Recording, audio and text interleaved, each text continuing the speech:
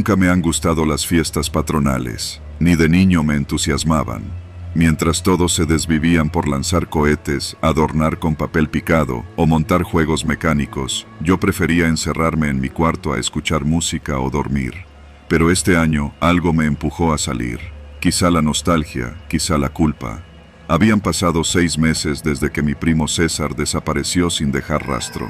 Su última ubicación, el campo de fútbol, justo a un costado del atrio, la noche de la última fiesta patronal. La policía no hizo mucho. Seguro se fue por su cuenta, dijeron. Pero César no era de esos. Ni siquiera tenía redes sociales. Su mamá, mi tía Leti, seguía dejando veladoras en la cancha cada viernes, como si de ahí fuera a volver, como si los santos le debieran una explicación. La noche de este año cayó en sábado, 27 de agosto, día grande de San Bartolo Ameyalco. Desde las 5 de la tarde ya había cohetes retumbando y música de banda en las bocinas. Las calles se llenaron de puestos, gorditas, pambazos, cazuelas de mole, cerveza a temperatura ambiente, niños corriendo con máscaras de luchadores. El mismo desmadre de cada año. Lo diferente era yo. Me puse una chamarra de mezclilla vieja, metí una navaja en la bolsa interior, una costumbre heredada de mi papá, y salí solo. Nadie quiso venir conmigo.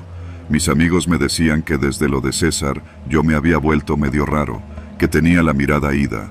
Puede que tuvieran razón. Caminé por la feria 1 hora sin rumbo, fingiendo disfrutar del ambiente.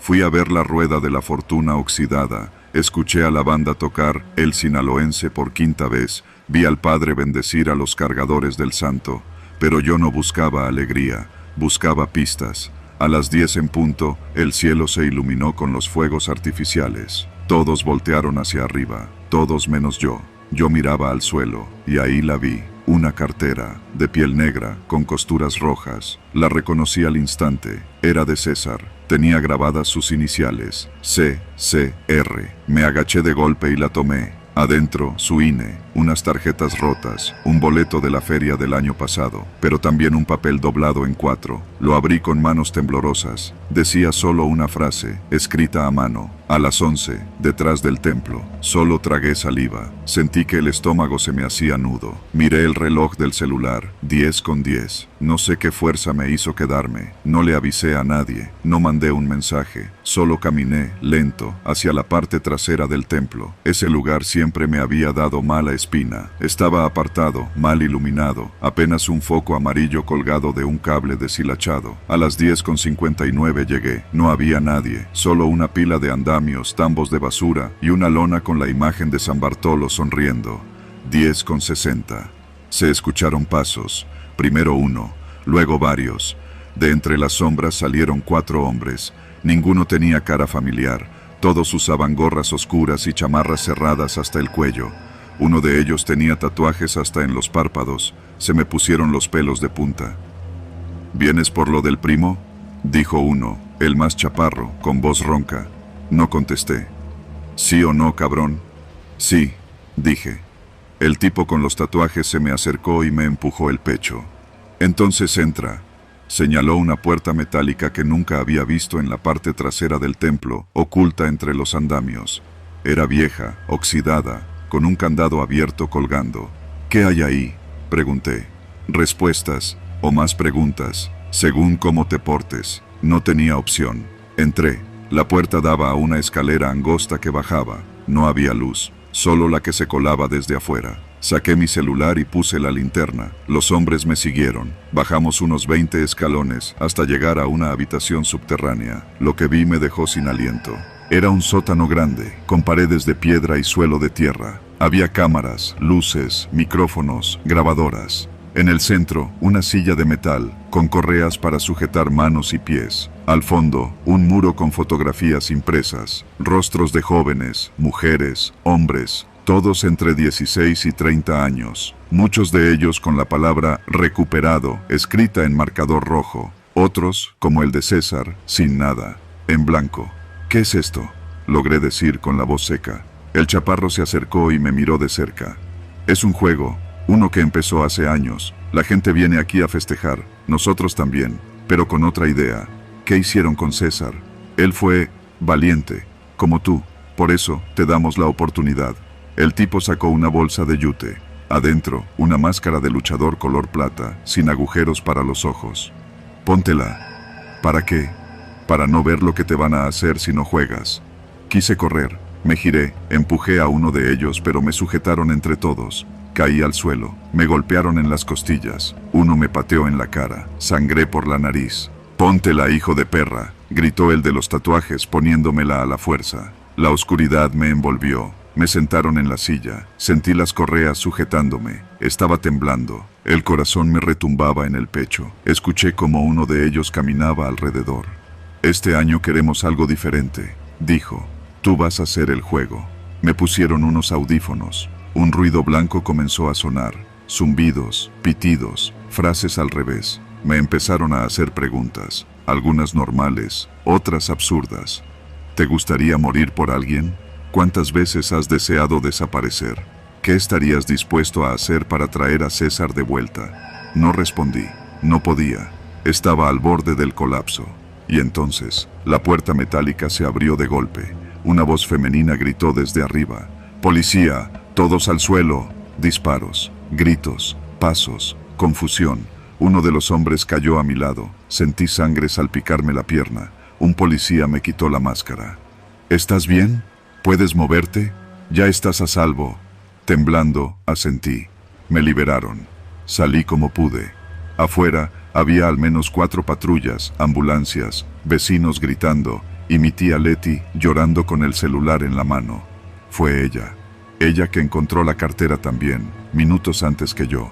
Ella que, sin decirme, llamó al Ministerio Público al ver la nota, y les rogó que investigaran.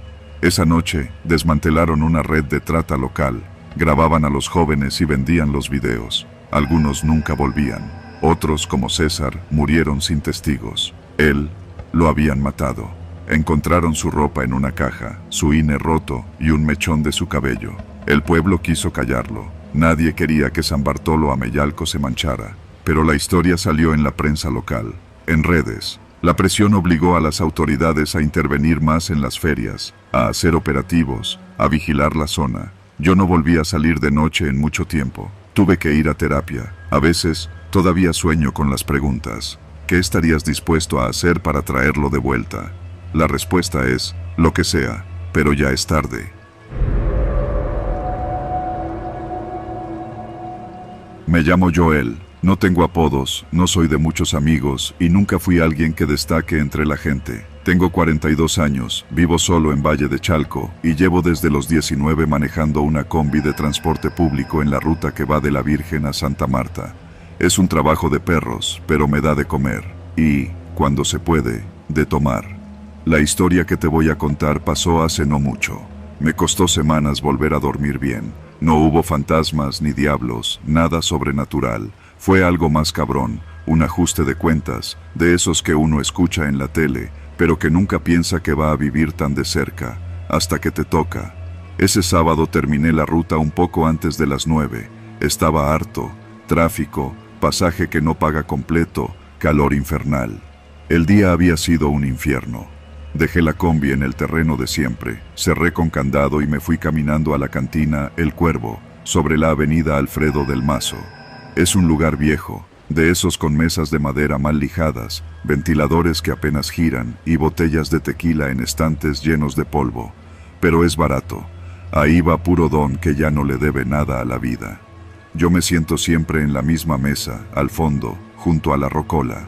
A veces pido una michelada con clamato y 2 caballitos de tequila para empezar. Ese día no fue la excepción. Apenas llegué, el mesero ya sabía qué traerme. Ni hablamos. La música estaba baja. Vicente Fernández sonaba de fondo. A esa hora ya había como 10 personas, la mayoría señores solos, bebiendo en silencio. El ambiente era tranquilo, como de costumbre. Pero cuando llegaron los 3, algo cambió. Los vi entrar desde mi rincón. 3 tipos, uno más alto que los otros 2, camisas negras, cadenas en el cuello, cortes de cabello recién hechos. No eran de la zona. Se notaba en la forma en que caminaban, con esa seguridad que solo tiene el que viene armado. No se sentaron, no pidieron nada. Cruzaron el lugar con calma, observando mesa por mesa. Y fue entonces cuando vi como uno de ellos, el más chaparro, con tatuajes en las manos, le hizo una seña a los otros. Había localizado a alguien. En la mesa cerca de la barra, un tipo joven, con gorra y chamarra de mezclilla, bebía solo. Nunca lo había visto antes. Parecía distraído, hasta que los tres se plantaron frente a él. No escuché lo que dijeron. El bar entero se quedó en silencio, como si todos sintieran que algo malo estaba por pasar. Nadie se movió. De pronto, el joven se levantó de golpe, empujando su silla hacia atrás. Uno de los hombres lo sujetó del brazo, otro lo empujó contra la pared. Un grito seco. «Ya valiste madre», escuché. Y luego, el primer disparo. El sonido me perforó los oídos. No fue como en las películas. No hubo música dramática ni tiempo para reaccionar. Solo un estampido seco, crudo. El muchacho se derrumbó de inmediato. Un segundo balazo vino después, esta vez al pecho. Lo vi caer de lado, el cuerpo sacudiéndose como si lo hubieran desconectado. Gritos, mesas volcadas. El caos estalló. Me tiré al suelo, boca abajo, cubriéndome la cabeza con las manos. Desde el piso vi los pies de los asesinos caminar hacia la salida con calma, como si nada. No corrieron, sabían que nadie iba a hacer nada. Afuera se escucharon dos motos arrancando a toda velocidad. Cuando me atreví a levantar la cabeza, la cantina era un desastre. El cuerpo seguía ahí, tirado contra la pared, sangre en el suelo. Una señora lloraba. El dueño del lugar, un tipo gordo con lentes gruesos, temblaba detrás de la barra. Llamaron a la policía, pero tardaron más de media hora en llegar. Y cuando lo hicieron, no se acercaron al cuerpo de inmediato. Preguntaron a todos los que quedábamos si habíamos visto algo. Nadie dijo nada. Yo tampoco. No por cobarde, sino por sentido común. En ese lugar, si hablas de más, no llegas vivo al lunes. Cuando me fui de ahí, ya eran las 11. Caminé por calles vacías, con los oídos zumbando y el estómago revuelto. Sentía que alguien me seguía. Cada sombra me hacía voltear. Cada ruido de moto me ponía los pelos de punta. Llegué a casa y me encerré. Ni cené. Solo me senté en la cama con una cerveza caliente en la mano y la mirada perdida. No dormí esa noche. Pasaron días sin que nadie dijera nada. Nadie volvió a mencionar el asunto en la cantina. El dueño mandó a pintar la pared, lavaron el piso y al siguiente sábado todo parecía como si nada hubiera pasado. Pero ya no era igual. El ambiente se volvió tenso, como si todos esperáramos que volviera a pasar. Me enteré por el mecánico de la colonia que el chavo asesinado se llamaba Elías. No era del barrio, pero tenía tiempo viniendo por aquí. Al parecer, se había metido con gente pesada de Iztapalapa, unos que controlan ciertas rutas y cobran piso hasta a los tianguistas. Dicen que se robó una lana, que creyó que podía esconderse en Chalco. Error. Desde entonces, cada vez que entro a El Cuervo, me siento más cerca de la salida. Ya no bebo tanto, nada de micheladas, puro mineral con hielo. Y siempre pago en efectivo, sin sacar muchas monedas. Aprendí que en ciertos lugares, lo mejor es no llamar la atención. Pero lo que más me marcó fue ver la cara de Elías cuando lo encañonaron. No era miedo lo que tenía, era resignación, como si supiera que no iba a salir vivo de ahí, como si en el fondo ya hubiera aceptado su sentencia. Ahora, cada que escucho una moto, me entra una punzada en el pecho. Y cada vez que alguien nuevo entra al bar, le echo un vistazo rápido, como queriendo adivinar si es uno de esos. No volví a ser el mismo. La muerte, cuando te respira tan cerca, te cambia. Y aunque yo no hice nada, aunque solo fui un espectador más, hay noches en las que me despierto empapado en sudor, con el sonido de los disparos todavía rebotando en mi cabeza. Elías murió ese sábado. Yo sobreviví, pero algo de mí se quedó ahí tirado junto a su cuerpo. En ese rincón sucio de la cantina, entre una rocola apagada y una silla rota. Y desde entonces cada trago sabe diferente.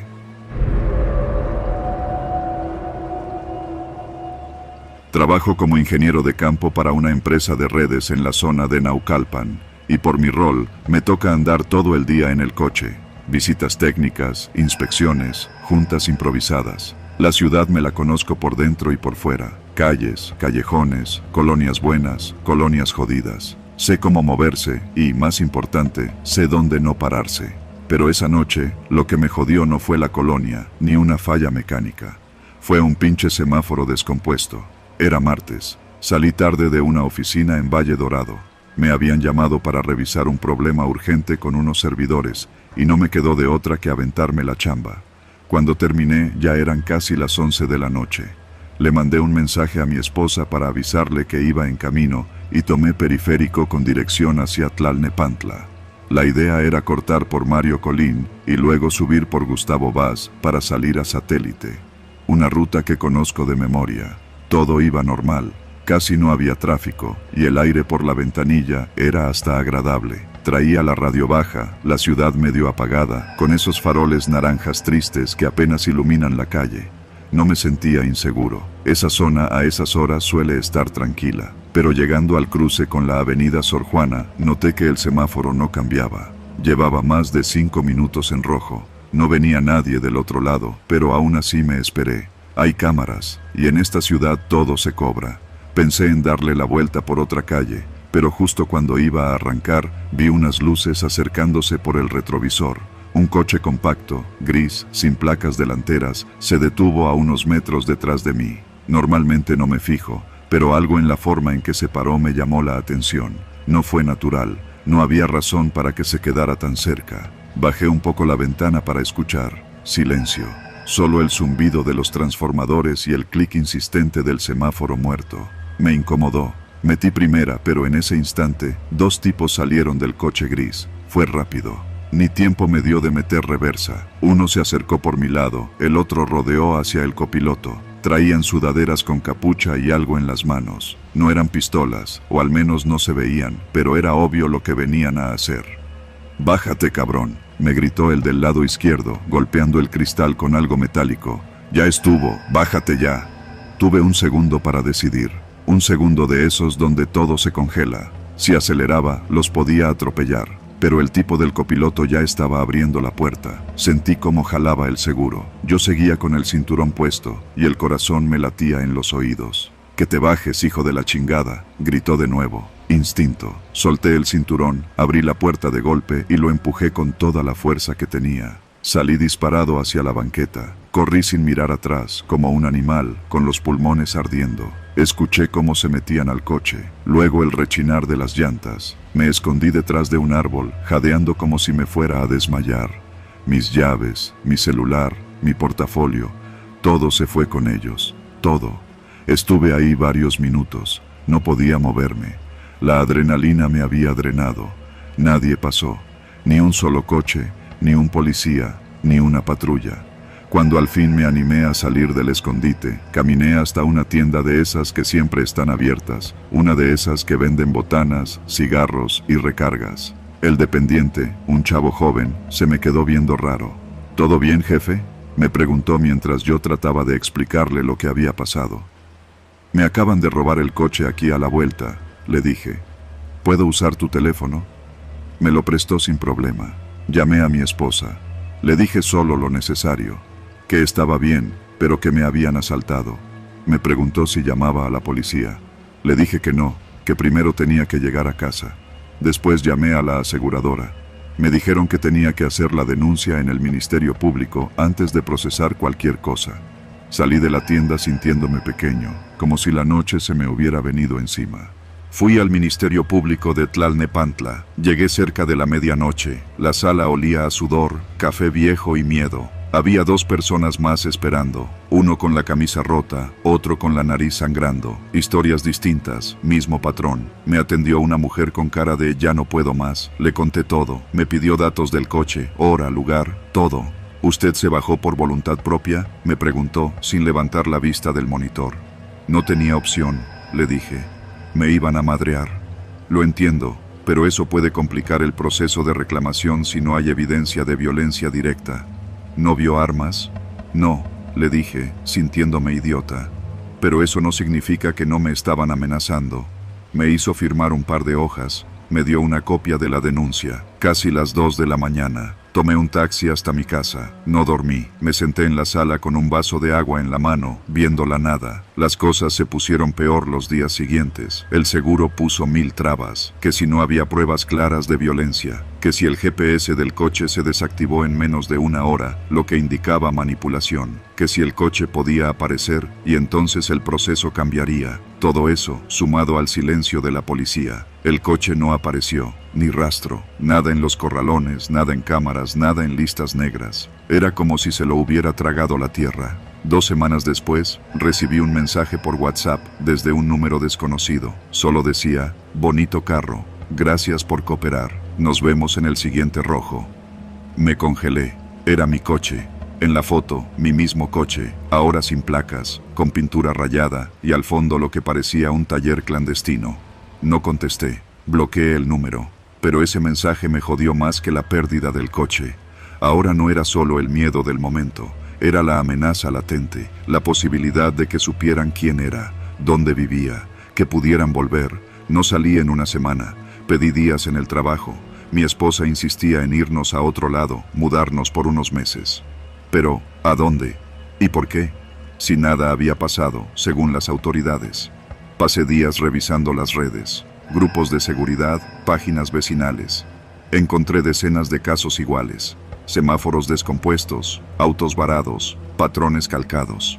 Eran bandas organizadas, sabían dónde, cómo, cuándo. Operaban con cronómetro. Una noche, no sé por qué, regresé al mismo cruce. Ya lo habían arreglado. El semáforo funcionaba otra vez. Verde, amarillo, rojo. Verde otra vez, como si nada.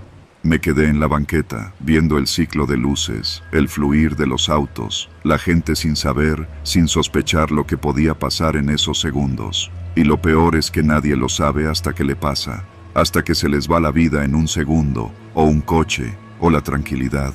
Yo lo supe, y todavía lo sé. Desde entonces, nunca más me detuve en un semáforo en rojo si la calle está sola. Prefiero arriesgar una multa que volver a sentir ese vacío en el pecho. Prefiero todo, antes que quedarme estático en medio de la noche, esperando a que se repita, porque hay cosas que no se curan, y hay luces rojas que, aunque cambien, ya nunca se apagan.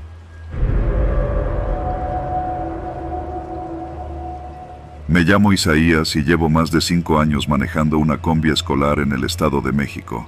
Recojo niños en varias colonias entre Nesa y Valle de Chalco y los llevo a un colegio privado que queda por Los Reyes. No es un trabajo fácil, pero la paga es decente y, al menos hasta hace poco, me sentía útil. Cuidar chamacos no es para cualquiera. Tengo 2 rutas, la de la mañana y la de la tarde. La de la mañana es ligera. Todo el mundo anda fresco, las calles tienen más vigilancia y hasta los padres se asoman a despedir a sus hijos. Pero la de la tarde, esa es otra cosa. Salimos de la escuela pasadas las 6. Ya está oscureciendo, las calles se ponen más pesadas y la vigilancia brilla por su ausencia. A esa hora los polis ya se fueron a cenar o a levantar sus cuotas y lo único que hay son sombras, perros callejeros y tipos que parecen estar siempre esperando algo. Y fue justo en un turno de la tarde donde me tocó vivir lo que, hasta hoy, no puedo sacar de la cabeza. Ese día fue un viernes. Todo mundo quería irse rápido a su casa. El calor estaba sofocante y los papás llegaban tarde por los más grandes, así que cargué con los de kinder y primaria. Iban 12 niños, todos chiquitos, entre 5 y 10 años. Algunos se conocían y no dejaban de hablar, otros se dormían apenas arrancaba la combi. Yo ya me sabía sus rutas de memoria. Mi unidad no es nueva, pero le tengo cariño. Es una Nissan modelo 98, pintada con rayas naranjas y blancas. Le puse unos dibujos con caricaturas para que los niños se sintieran a gusto. La tengo con seguro, aunque en esta zona eso no vale gran cosa. Salimos como a las 6:10. Me fui por la avenida Pantitlán, luego agarré la Texcoco y de ahí me iba desviando por las calles que van a la campestre guadalupana. Todo normal. Los niños estaban tranquilos. En la radio puse unas canciones infantiles para relajar el ambiente. Pasamos por un Oxxo, una farmacia, unas canchas, y luego vino la parte donde todo se jodió. Eran como las 6:35. Íbamos bajando por una calle de doble sentido, pero sin luminarias. Esa colonia siempre me dio mala espina, pero no tenía otra opción. El papá de una niña me insistía que la dejara frente a su casa, justo a mitad de esa calle. Lo hacía siempre y nunca había pasado nada. Esa vez fue diferente. Justo cuando me detuve a bajarla, escuché el ruido de una moto detrás de mí. No era raro, aquí todo mundo anda en moto. Pero no pasó. Se quedó atrás. Apagué la intermitente y me asomé al retrovisor. Vi 2 cascos negros. El de atrás traía algo en la mano. Toqué el claxon 2 veces, como pidiéndole al papá que se apurara.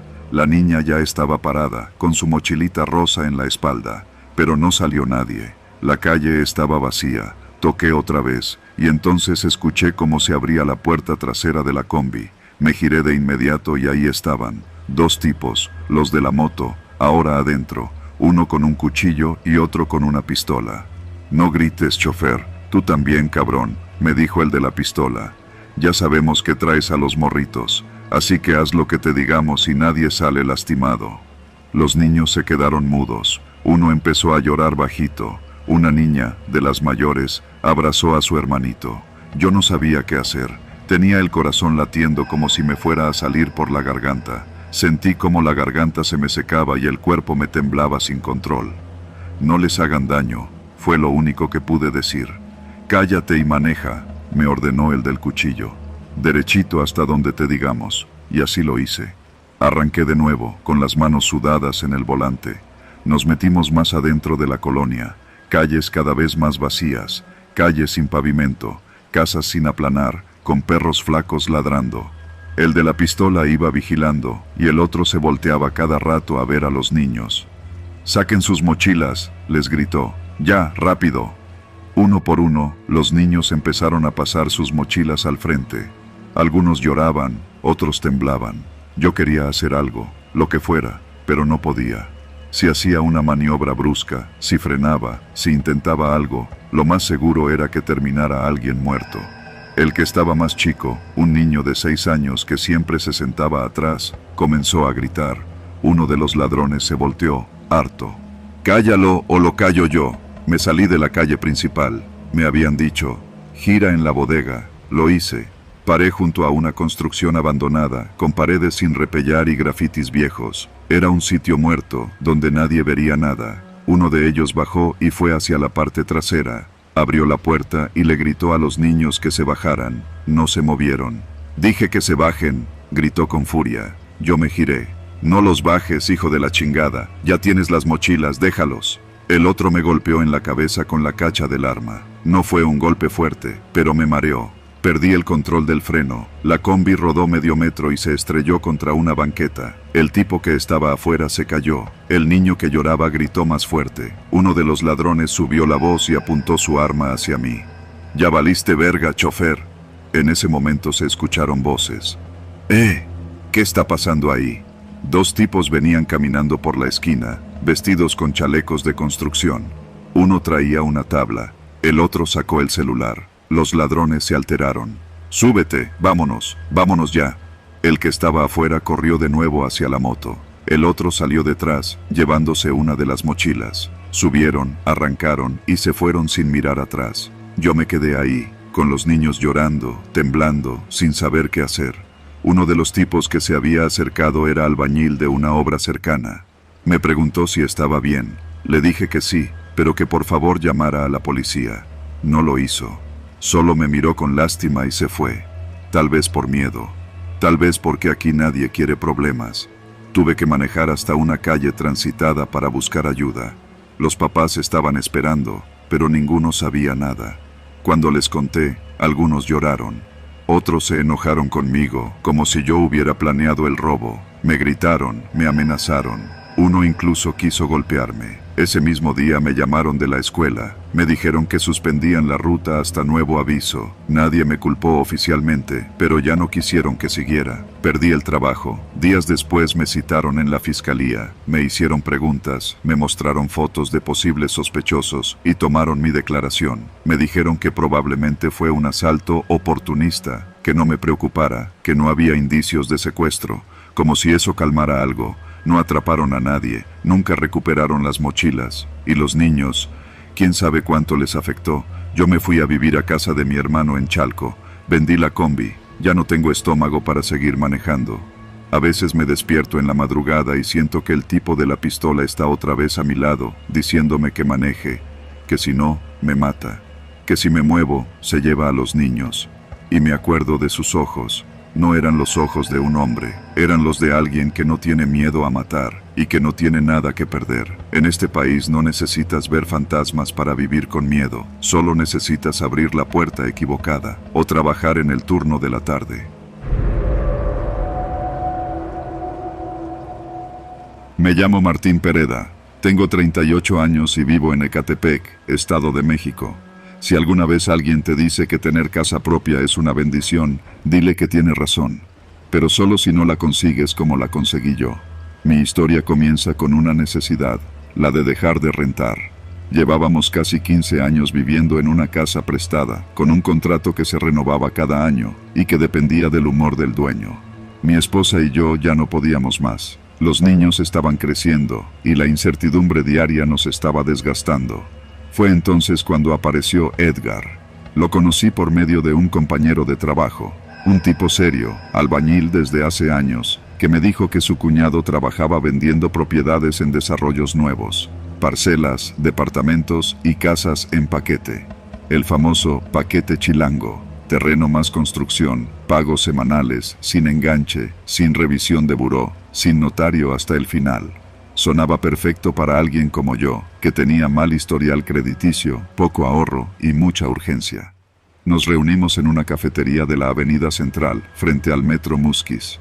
Edgar era joven, tendría unos 30, bien vestido, con lentes oscuros aunque era de noche.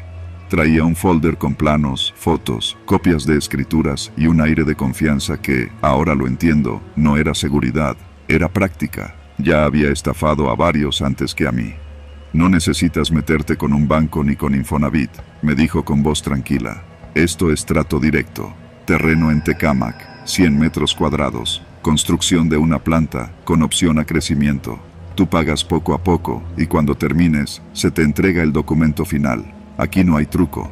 Es el paquete completo, papá. El precio era increíble, 500,000 pesos por todo. Me enseñó fotos del lugar, casas iguales, todas pintadas de blanco, calles con banquetas nuevas, postes de luz alineados, niños jugando afuera. Hasta un Oxxo había en la esquina.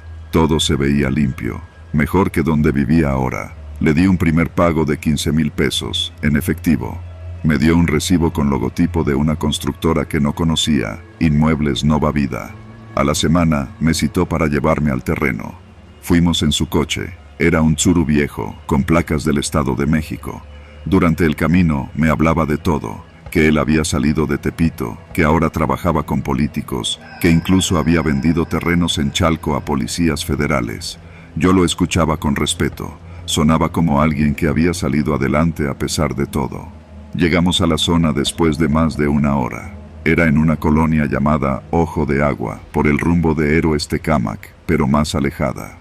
Una calle sin pavimentar, rodeada de casas a medio construir y muchos terrenos con cercas improvisadas. Algunos tenían letreros que decían propiedad privada, no invadir. Él me dijo que eran desarrollos viejos, que los de su empresa sí tenían permisos. Me mostró un lote marcado con cal. Era solo tierra, pero me dijo que ahí iba mi casa. Tenía mi nombre escrito con marcador negro en una estaca. Martín Pereda, lote 13. Tu construcción empieza en cuanto lleguemos a los primeros 100,000 pesos, me dijo. Mientras, puedes venir a verlo cuando quieras. Es tuyo. Me sentí eufórico. Le di otros 5,000 esa misma noche. Durante las siguientes semanas, fui haciendo pagos de entre 3,000 y 5,000 pesos, siempre en efectivo. Siempre me daba recibos. Un día me llevó a las oficinas, que eran un local rentado en Coacalco, junto a una refaccionaria. Había una secretaria, una laptop y unas maquetas de cartón. Todo parecía real. Después de un mes, me llevó a ver mi casa en construcción. Cuando llegamos, ya había una base de cemento con varillas saliendo. Me dijo que era el firme, que en 2 semanas estaría lista la planta baja. Incluso había 2 albañiles trabajando. Uno me saludó por mi nombre. ¿Ves, carnal? Aquí cumplimos. Tú sigues pagando y te damos llave y todo. Le creí. No solo eso. Le recomendé con mi cuñado, con mi compadre de la secundaria y con un vecino. 3 personas más empezaron a pagarle. Nos sentíamos afortunados. Pero las semanas pasaban y la obra no avanzaba. Primero me dijo que llovió mucho, luego que los materiales subieron. Después, que el municipio estaba pidiendo una lana para acelerar los permisos. Empecé a sospechar, pero siempre tenía respuestas convincentes. Un día decidí ir sin avisar. Me llevé a mi cuñado. Al llegar, el terreno estaba igual. No solo eso, el firme que habían hecho estaba partido, lleno de hierba, como si tuviera ahí meses. No había obreros, ni herramientas, ni señal de vida. Volvimos al local en Coacalco, cerrado. La secretaria ya no estaba. El letrero de la supuesta constructora había sido retirado. Llamé al celular de Edgar, no entraba la llamada. Fui a buscar al amigo que me lo presentó. Me dijo que también había desaparecido. Empezó la pesadilla. Fui a la fiscalía de Tecámac. Me dijeron que debía presentar una denuncia por fraude. Llevé mis recibos, copias de mensajes de WhatsApp, fotos del terreno. Me dijeron que no era el único. Había al menos una docena de denuncias contra el mismo sujeto. Pero como no había firma notarial, ni contrato formal, solo recibos, el caso era débil. Podría ser una compraventa informal, me dijeron. Intenté organizarme con los otros defraudados. Formamos un grupo de WhatsApp. La mayoría había perdido entre 20 y 70 mil pesos. Una señora, viuda, había dado su liquidación completa. Fuimos al terreno juntos. Ahí conocimos a don Leandro, un señor de voz ronca y sombrero viejo, que salió de una casa improvisada con lámina. Ustedes son los de los paquetes, ¿verdad? Asentimos. Ese cabrón ya hizo lo mismo aquí 3 veces. Usa los mismos terrenos. Se los renta a un tal Mauro, que es líder vecinal. Les echa cemento, pone una estaca y se va. Luego los vuelve a usar con otro nombre, y así. Pregunté quién era Mauro. Me dijo que no le convenía hablar, que esa gente tenía arreglo con los de seguridad del municipio, que ya habían golpeado a uno que quiso denunciar. Sentí una presión en el pecho que no se me ha quitado desde entonces. Intenté recuperar el dinero. Contraté a un abogado de esos que salen en la tele local. Me cobró 15,000 pesos por abrir el expediente. 2 meses después, no respondí a los mensajes. Uno por uno, todos en el grupo de afectados fuimos abandonando. Algunos regresaron a la renta, otros se fueron con sus familiares. Uno terminó viviendo en un tráiler estacionado. Yo, con vergüenza, tuve que regresar con mis suegros. Mi esposa casi me deja. Dice que fue culpa mía por no investigar bien. A veces llora en silencio mientras sirve la cena. Mis hijos ya no preguntan por la nueva casa. Una noche, revisando mis papeles por 10ª vez, noté algo que me hizo sudar frío.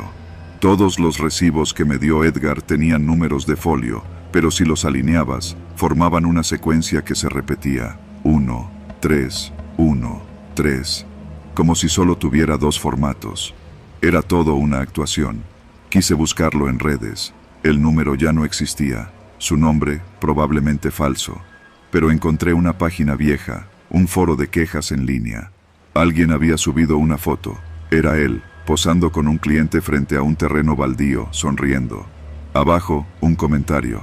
Edgar nos ayudó a conseguir nuestro primer hogar. Gracias. La fecha del post era de hacía 6 años. Yo fui uno más. Ahora trabajo doble turno. Me acerco a los 40 y ya no sueño con tener casa. Solo quiero que mis hijos no repitan mis errores. Cada vez que paso cerca de Ojo de Agua, acelero. No quiero ver el terreno. No quiero recordar la estaca con mi nombre. Porque a veces, lo que más duele, no es perder el dinero. Es perder la ilusión de que lo tuyo, algún día iba a ser verdad.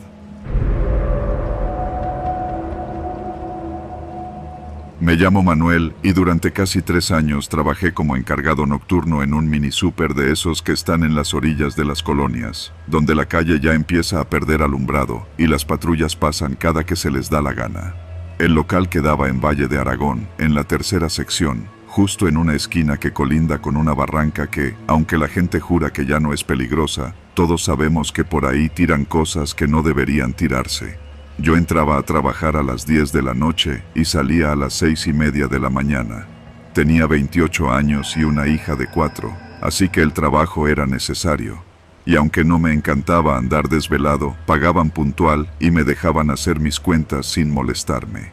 Todas las noches eran iguales. Acomodaba la cerveza en el refrigerador, revisaba que las cámaras funcionaran y cerraba la reja exterior. Solo abría cuando veía a un cliente conocido. Después de las 11 ya no le abría a cualquiera. Aprendí eso después de que un tipo con chamarra militar intentó meterse a la fuerza a la bodega por unas caguamas. Lo saqué a empujones y nunca volvió, pero desde entonces dejé de confiar. Esa noche, la que me cambió la vida, era martes. Siempre lo recuerdo porque los martes no pasa nada. Ni siquiera hay fútbol en la tele ni borrachos regresando de la cantina. El silencio es tan denso que se puede escuchar el zumbido de las luces de neón del anuncio. Eran poco más de la 1 de la mañana. Estaba sentado tras la caja revisando los inventarios. Solo tenía encendida la luz del mostrador y el pequeño foco del refrigerador de lácteos. No quería llamar mucho la atención. Había aprendido que la discreción es la mejor alarma en este país. Vi una figura cruzar la calle desde la cámara exterior. Era un hombre, delgado, con gorra y una mochila colgando del hombro. No caminaba rápido, pero tampoco se veía perdido, como si ya supiera a dónde iba. Me enderecé en el banco y apagué la luz del fondo. Me asomé por el cristal de la puerta principal. El tipo se detuvo justo frente a la reja cerrada. «Buenas», dijo con una voz tranquila, de esas que te hacen desconfiar más que un grito. «Ya está cerrado, carnal», le respondí desde adentro. «Solo tengo abierto para proveedores. Solo quiero unos cigarros, rapidito, te los pago en efectivo», dijo, sacando un billete de 100 de la mochila. Me quedé callado unos segundos. Vi sus manos, limpias, sin temblores, sin prisa. No parecía drogado ni tomado, pero algo no me gustaba. Su calma no combinaba con el lugar ni con la hora. «¿Qué marca?», le pregunté, sin abrir la reja. «Los delicados cortos». Y sonrió. Fui hasta el estante y tomé la cajetilla. Regresé, le pasé los cigarros por entre los barrotes y recibí el billete. Lo metí en la caja y volví con el cambio. Cuando extendí la mano, vi cómo el tipo bajaba la mirada, como si evitara algo. Entonces supe que algo venía. «Gracias, joven», dijo, mientras tomaba el cambio. «Nomás no te asustes». Y en ese momento, sin levantar la voz, sin cambiar el tono, sacó una pistola y me la mostró. No la levantó, no me apuntó, solo me la enseñó, como quien muestra una credencial. «Vamos a entrar tantito, haz lo que te diga y no te va a pasar nada». Me quedé congelado, el cuerpo no me respondía. Intenté decir algo, pero las palabras se me atoraron en la garganta. Levanté las manos despacio, no había nadie en la calle, ni un coche, ni un perro, nada. «Abre, carnal, no te hagas el héroe». Tenía la reja cerrada con candado, pero la llave colgaba justo detrás de mí.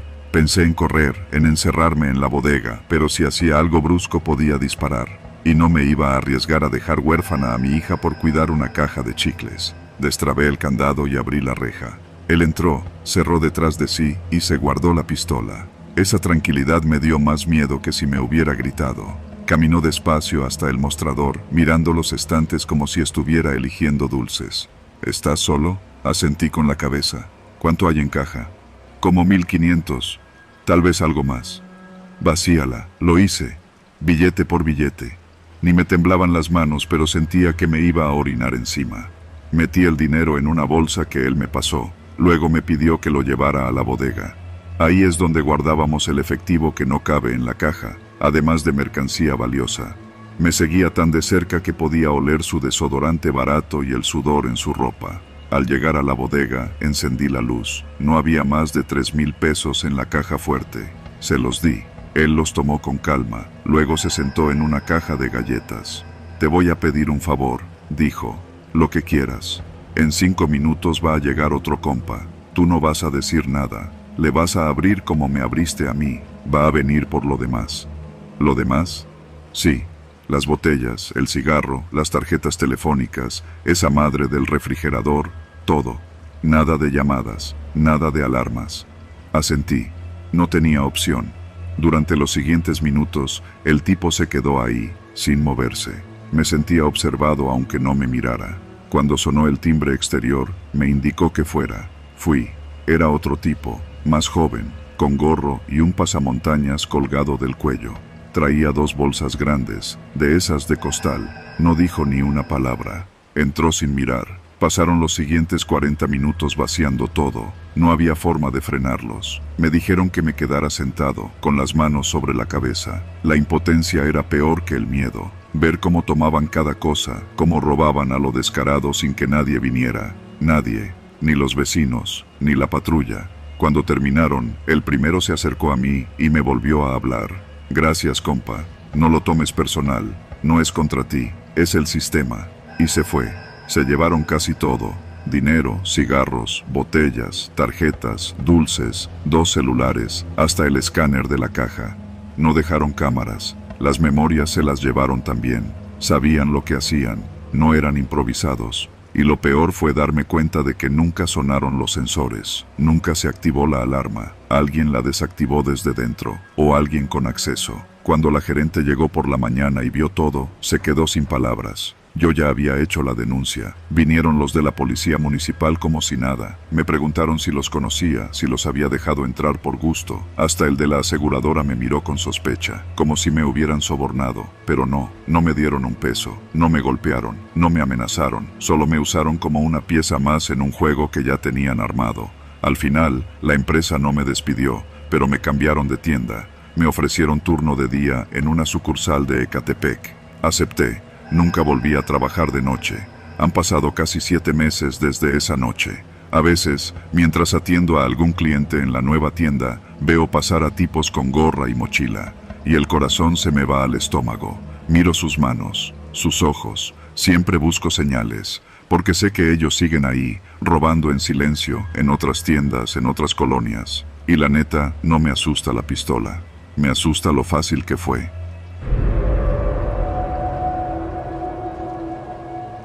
Siempre me he dedicado a vender frutas y verduras. Trabajo en la central de abastos de Toluca desde hace más de 10 años. Tengo un pequeño puesto, una camioneta Nissan blanca con lona verde que ya se está cayendo a pedazos y 2 hijos que mantener. Mi nombre es Mauro, y aunque ya he visto de todo en esta vida, robos, extorsiones, narcomenudeo descarado entre los puestos, lo que viví hace unas semanas no se lo deseo ni a mi peor enemigo. Todo comenzó con un nuevo cliente. Un señor de voz rasposa, mayor, como de unos 60 años, me buscó en el local y me pidió surtido para una frutería nueva que iba a abrir cerca de Xonacatlán. No tenía pinta de comerciante, ni su forma de hablar era la de alguien que entendiera del negocio. Pero pagó en efectivo, sin regatear. Me pidió que le llevara unas cajas de jitomate, papaya maradol, plátano y chayote hasta el rancho de su compadre, un terreno que, según él, estaba en una brecha de terracería a unos 20 minutos del centro de Otzolotepec. Es sencillo, joven, me dijo mientras contaba los billetes. Agarras la carretera hacia San Mateo Atenco y cuando veas una caseta abandonada, te metes a la derecha, todo recto por la brecha. Ahí te vamos a estar esperando. Fijamos la entrega para el jueves a primera hora. Me pareció raro que no diera una dirección más concreta, pero en este tipo de negocios, sobre todo en zonas rurales, es normal. Muchos no quieren que uno sepa mucho. Me dijeron que pagaban el doble si llegaba puntual y sin más acompañantes. Accedí. A fin de cuentas, el dinero no está para despreciarse. Salí de la central a las 5:30 de la mañana. La ciudad todavía estaba envuelta en esa bruma fría que se levanta de la tierra cuando el sol apenas empieza a asomar. El camino fue tranquilo, crucé Lerma sin problema y antes de las 7 ya estaba pasando por el tramo que me habían dicho. Encontré la caseta abandonada, una estructura de concreto grafiteada, con los cristales rotos y una bicicleta oxidada recargada contra el muro. Tal como me dijeron, había una brecha a la derecha. Era un camino de terracería estrecho, bordeado por maizales secos y matorrales altos. Avancé despacio. La camioneta brincaba con cada bache, levantando polvo y piedras que golpeaban el chasis con fuerza. No había señal en el celular, solo el sonido del motor, los grillos ocultos y un aire que olía a estiércol fresco. Pasaron unos 10 minutos y empecé a inquietarme. No había señal de vida. Ni una sola casa, ni un poste de luz, nada, solo campo y más campo. Entonces vi una camioneta estacionada en medio del camino, una Dodge negra, de esas con vidrios polarizados y placas que no logré distinguir. Me detuve a unos metros, el corazón me empezó a latir con fuerza, bajé un poco la ventana. ¿Aquí es lo de la entrega?, pregunté, asomándome. 2 tipos se bajaron. Uno llevaba una chamarra con capucha, el otro iba armado, no con una pistola, con un maldito rifle. Su actitud no era la de alguien que espera fruta. «Bájate, compa, ya valiste madre», dijo el que estaba armado. Lo primero que pensé fue que me iban a robar la mercancía. Ni modo, pasa. Apreté los dientes, respiré profundo, puse el freno de mano y bajé las manos al aire. Pero apenas toqué el suelo, el que estaba más cerca me dio un golpe con la cacha del rifle en el costado. Me doblé de dolor. ¿Tú crees que somos pendejos o qué?, me gritó. Yo solo vine a entregar lo que me pidieron, señor, balbuceé, sintiendo la boca seca. Juro que no sé nada. El segundo hombre me quitó el celular y lo apagó. Luego me amarraron las muñecas con una cuerda áspera, de esas que raspan la piel con solo tocarlas. Me subieron a la parte trasera de la Dodge y me cubrieron la cabeza con una tela gruesa que olía a tierra y sudor.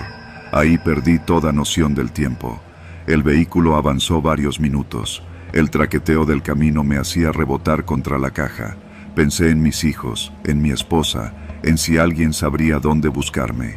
Sentí el estómago encogerse del miedo. Cada vez que el vehículo se detenía, esperaba un balazo. Pero no, seguía. Finalmente se detuvo. Me bajaron a empujones. Escuché pasos sobre grava, el chillido de unas bisagras oxidadas. Me arrastraron hasta una estructura de concreto. Me sentaron en una silla. Luego silencio. Nadie dijo nada. Solo escuchaba cómo mi propia respiración se volvía cada vez más descontrolada. Me quitaron la capucha. Estaba en lo que parecía una bodega. Techos de lámina, sin ventanas. Una lámpara colgaba del centro. Había manchas oscuras en el suelo. No quise saber de qué eran. Entró otro hombre. Este sí traía el rostro descubierto. Calvo, con barba de candado y un tatuaje en el cuello que decía «Perro leal». Su mirada era fría, pero calculadora. No gritó. No se movía con violencia. Eso fue peor. «¿Cómo supiste del paso?», me preguntó. «¿Cuál paso? Yo solo venía a entregar jitomate, señor. Me contactaron por mi puesto». «No te hagas pendejo. Nadie llega a esta brecha por casualidad». «¿Quién te mandó?». Le repetí la historia. Que me pagaron por llevar fruta. Que no conocía a nadie. Él me miró largo rato. Luego sonrió. «Ya no hay retorno, Mauro. Escuchar mi nombre fue lo peor. Sabían quién era. Sabían dónde trabajaba. Seguramente sabían dónde vivía. En ese instante entendí. Había sido una trampa. Alguien se hizo pasar por cliente para usarte como cebo. Tal vez me confundieron con otro. Tal vez no. Pero ya no importaba. Estaba en sus manos. Pasaron horas. Me interrogaron. Me tomaron fotos. Me grabaron. Dijeron que si decía algo, si denunciaba, si me acercaba a cualquier autoridad, no solo me iban a matar a mí, sino a toda mi familia. No era una amenaza vacía. Me lo dijeron con una serenidad que congelaba la sangre. Me liberaron esa misma noche. Me dejaron a varios kilómetros de donde me recogieron. Solo, sin celular, sin dinero, con la ropa manchada de tierra y sudor. Caminé por horas hasta que encontré una casa en las orillas de San Pedro Tultepec. Un señor me prestó su teléfono para llamar a mi esposa. No le conté nada. Solo le dije que había tenido un accidente. La camioneta apareció días después, abandonada en una colonia de Sinacantepec. Vacía. Hasta los asientos se llevaron. No volví a trabajar en la central. Vendí el puesto a un primo y me puse a manejar taxi en Toluca. Aún me tiemblan las manos cuando paso por zonas rurales. A veces sueño con esa brecha, con los maizales cerrándose sobre mí, como si quisieran tragarse el camino entero. Nunca supe qué era el paso del que hablaban, ni quiero saber. Lo único que sé es que estuve a un malentendido de convertirme en un cuerpo más sin nombre, enterrado en cualquier parcela olvidada. Y todo empezó con una entrega, solo una.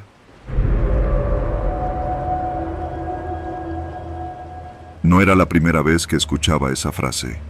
Coopérense o no bajan. En el Estado de México se ha vuelto parte del paisaje auditivo de quienes viajamos diario en combi. Una amenaza con sabor a rutina, como si el miedo se normalizara a la fuerza. Pero ese día, ese maldito día, entendí que una amenaza dicha con calma puede ser más peligrosa que un grito desesperado. Yo me llamo Hugo, tengo 34 años y vivo en Valle de Chalco, pero trabajo en Iztapalapa. Mi vida se reparte entre fábricas, tiempo extra, el tráfico infernal de la autopista México-Puebla y las combis que se llenan desde las 5 de la mañana. Llevo años usando la misma ruta. Salgo de la colonia San Miguel Las Tablas, camino unas 6 cuadras y tomo la combi que va rumbo al Metro Constitución de 1917. A veces me toca ir parado, con la cabeza agachada, sintiendo los frenos bruscos y el sudor ajeno. Ya ni me quejo. Era jueves. finales de octubre. Todavía no llegaban los frentes fríos fuertes, pero ya no era verano. Esa mañana el cielo estaba nublado y el pavimento todavía húmedo por la llovizna nocturna. Me subí a la combi a eso de las 6:15. Como siempre, venía casi llena. Quedaban 2 lugares junto a la puerta, esos que son incómodos por la cercanía con el conductor y porque a cada rato te tienes que mover para que bajen otros. Me senté junto a una señora con un rebozo verde y un joven que traía la capucha hasta los ojos. Iba escuchando música en su celular con volumen bajo. Frente a mí había 2 adolescentes en uniforme, una muchacha con blusa blanca y falda de mezclilla que se iba quedando dormida, y un tipo alto, delgado, que me pareció conocido pero no supe de dónde. Apenas cruzamos la avenida Solidaridad, se subieron 2 más. Fue raro, porque la combi ya iba prácticamente llena. El chofer, un señor moreno con voz ronca, les dijo que no había lugares, pero uno de ellos respondió con una voz tan tranquila que me provocó un escalofrío. Parado está bien, es rápido. Ambos eran jóvenes, quizá entre 20 y 25 años. Uno traía sudadera negra con cierre, y el otro una gorra con la visera hacia atrás. Llevaban mochilas deportivas, esas baratas que venden en los tianguis. El de la sudadera se quedó parado junto al chofer, agarrado del tubo. El otro se fue hasta el fondo. Mientras caminaba, saludó con un gesto a los pasajeros. «Buenos días», dijo. Nadie respondió. Todos los que usamos transporte público aprendemos a no mirar mucho, a no hablar de más. No pasó ni un minuto cuando escuchamos el sonido seco del metal. Un clic. Pequeño, sutil, pero reconocible. El tipo de la sudadera levantó ligeramente su chamarra, mostrando el arma. «Ya se la saben, coopérense o no bajan». No gritó, no se alteró, no hizo movimientos bruscos, y eso fue lo más jodido, porque cuando un asaltante grita, al menos sabes que tiene miedo, pero estos no. El chofer bajó la velocidad, pero el otro tipo lo regañó. «Tú síguele, normal, ni muy lento ni muy rápido». Mi corazón comenzó a latir más fuerte. No sabía si mirar al piso o al frente. Mis manos sudaban. El tipo del fondo sacó una bolsa negra de su mochila y empezó a pasar por los asientos. Celulares, carteras, relojes, rápido y sin chillar. El que esconda algo, se queda aquí. La señora del rebozo temblaba. Apenas podía sacar su monedero. El chavo con la capucha se puso pálido. Yo traía mi celular en la bolsa interna de la chamarra, donde siempre lo escondía. Un Samsung barato, ya golpeado, pero era mío. Tenía fotos de mis hijos, mensajes de mi esposa, mi cuenta de banco, todo. Me tocó el turno. El tipo estiró la bolsa. Lo miré por un segundo. Tenía los ojos muertos, sin expresión. «¿Qué esperas?», me dijo. Saqué mi celular y mi cartera. Solo traía 130 pesos, pero los metí también. No quise arriesgarme. Él revisó lo que le di y siguió. Pero entonces, algo pasó. Uno de los adolescentes, el que iba en uniforme escolar, hizo un movimiento extraño. Pensé que iba a sacar algo, que se iba a poner valiente. El asaltante también lo notó. Se giró en seco. «Quieto, güey. Te me quedas ahí. No te muevas». El chavo levantó las manos. Sus ojos estaban llenos de miedo. Su voz era temblorosa. «Perdón, solo iba a sacar el celular». El tipo lo empujó contra la ventana. Le revisó la mochila con brutalidad. Sacó el celular, una calculadora, hasta una torta envuelta en servilleta. «Por pendejo, ya te quedaste sin lonche también». Los demás no decíamos nada, ni una palabra. La señora ya lloraba en silencio. La muchacha de blusa blanca había cerrado los ojos, fingiendo estar dormida, pero sus piernas temblaban. De pronto, el que iba adelante se giró y dijo: «Ya con eso, vamos a bajarnos». Pero el otro no. «Espérate, este pendejo tiene 2 celulares». Todos volteamos. Estaba señalando al muchacho de la capucha. Ya había entregado su celular, pero ahora el tipo lo empujaba contra el asiento. «Sácalo, cabrón, no me quieras ver la cara». «No tengo otro», respondió el chavo, pero su voz era desesperada. El asaltante sacó el arma, se la puso en el pecho. «Última vez que te lo digo, yo no sé qué me pasó, no lo pensé, tal vez fue el miedo o la rabia, pero me moví, me lancé sobre el tipo, lo empujé contra la puerta, el arma cayó al suelo, hubo un grito, la combi se desestabilizó, el chofer frenó de golpe, el segundo asaltante no alcanzó a reaccionar, uno de los adolescentes le lanzó su mochila a la cara. Fue un caos de empujones, gritos, golpes. La señora del rebozo se cubría la cabeza. Alguien más empezó a patear al tipo que había caído. Yo no paraba de golpearlo. No recuerdo cuántas veces. El que iba adelante intentó correr, pero el chofer había cerrado la puerta. Lo atraparon entre dos pasajeros. Lo sometieron. Lo desarmaron. Cuando por fin todo se calmó, estábamos todos temblando. Uno de los pasajeros gritó que llamáramos a la policía. Otro sacó su celular, el único que no habían robado. Llegaron en menos de 10 minutos. Nos bajaron a todos. Revisaron a los detenidos. Uno tenía antecedentes por robo con violencia. El otro no tenía identificación. La policía nos pidió ir a declarar. Solo algunos aceptaron. La señora del rebozo se fue llorando. El adolescente del lonche estaba pálido. El chofer estaba furioso. Yo no podía dejar de pensar en que, si no me hubiera lanzado, tal vez alguien habría muerto. Esa noche no pude dormir. Me dolía todo el cuerpo. No fue un sueño, no fue exageración, fue real, como lo son miles de asaltos diarios en este estado. Ya no se trata de ver si te roban o no. Se trata de sobrevivir a la ruta. Desde entonces, me bajo en la estación Los Reyes y tomo el metro, aunque tenga que caminar más. Evito las combis a toda costa. No es cobardía, es instinto de supervivencia, porque aquí, en el Estado de México, coopérense o no bajan, no es solo una amenaza, es una sentencia.